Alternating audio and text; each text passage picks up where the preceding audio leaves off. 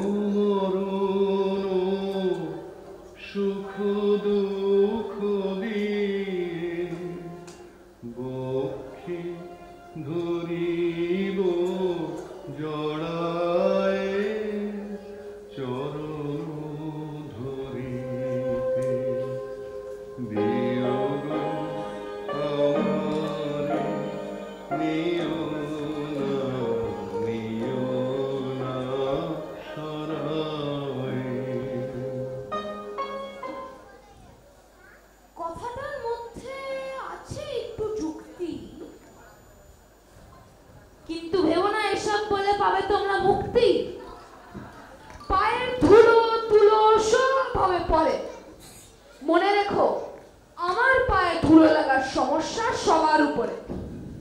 যাও যাও, গিয়ে খোঁজো এর সমাধান। না পারলে কিন্তু আমি নেব সব কটার বরদান।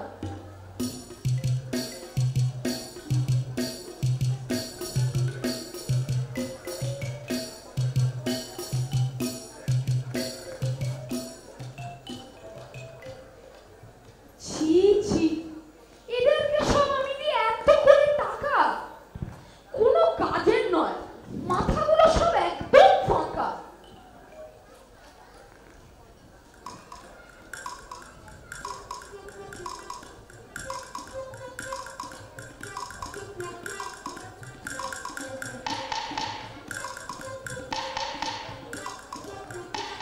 মহারাজ ভবচন্দ্র ও মন্ত্রীমশাই ভবচন্দ্র, আপনাদের আমাদের কুর্নিশ। সে তো বুঝলাম, এদিকে তো উড়িয়ে দিলে নসিব পিপে প্রায় বিষ। তো শোনাও, কি উপায় পেলে? গন্ডগোল নিতে মাটিটাই এতে একটা সমস্যা আছে অবশ্য, তাহলে হবে না কোনো শস্য। সেটার উপায় আমরা এখন খুঁজছি। বুঝছি বুঝছি, তোমরা বাবু ভাবো একটা অন্য উপায়, না হলে তো আমায় গর্দান নিতে হবে। আমি তো নিরুপায়। যেহেতু ধুলো সরানোই আমাদের উপলক্ষ, যাও কিনে আনো ঝাঁটা আর 17.5 লক্ষ।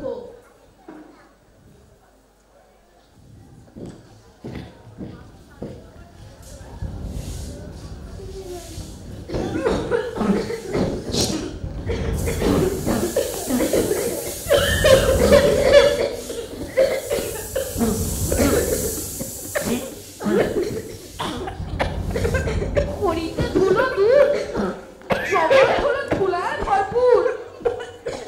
বন্ধ করে ধুলোর ফিরিস্তি। এসব মশক কাজে 21 লাখ ঘুষ। জল দাও।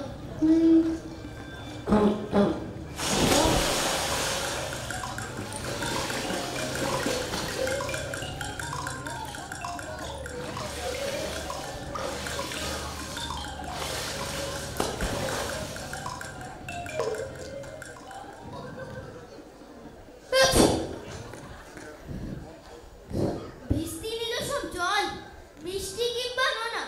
জলের মধ্যে বন্ধ হলো নৌকোর রানা গোনা। পুকুর বিলে রহিল শুধু পাক, জলের পানি করে হাঁক পাক। ডাঙার প্রাণী সাঁতার করে চেষ্টা, সর্দি জ্বরে উজাড় হলো দেশটা। এমনি সব গাধা, ধুলো হটিয়ে করে দিল কাদা। করো ধুলো বন্ধ, নিয়ে এসো পলাশ, নিয়ে এসো মাদুর, ঢাকো মাটি। না, তার থেকে রাজার বন্ধ করো হাঁটাহাঁটি, ঘরে বন্ধ করে রাখো তাকে। সেই ঘরে যেন কোনো ফুটো না থাকে। ধুলোর মাঝে না যদি দেন পা, তাহলে তো পায় ধুলো তো লাগে না। এটা আমার দেশের অবস্থা হবে করুন। ঘরের মধ্যে যদি আমি থাকি আটকে, দেশটা তাহলে চালাবে কে? একটা বুদ্ধি এসেছে আমার, নিয়ে আসা হোক চামার, শুরু হোক চামড়া দিয়ে পৃথিবী ঢাকার কাজ, শান্তি পান আমাদের মহারাজ। এ তো দারুণ সোজা, তাহলে শুরু হোক আমাদের চামার খোঁজা।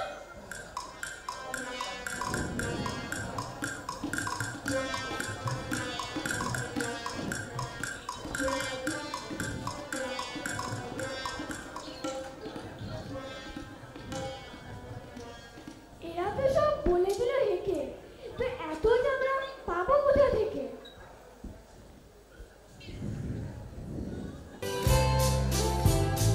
কতবার ভেবেছি আপনা ভুলিয়া, তোমারও চরণে ভিব হৃদয় খুলিয়া।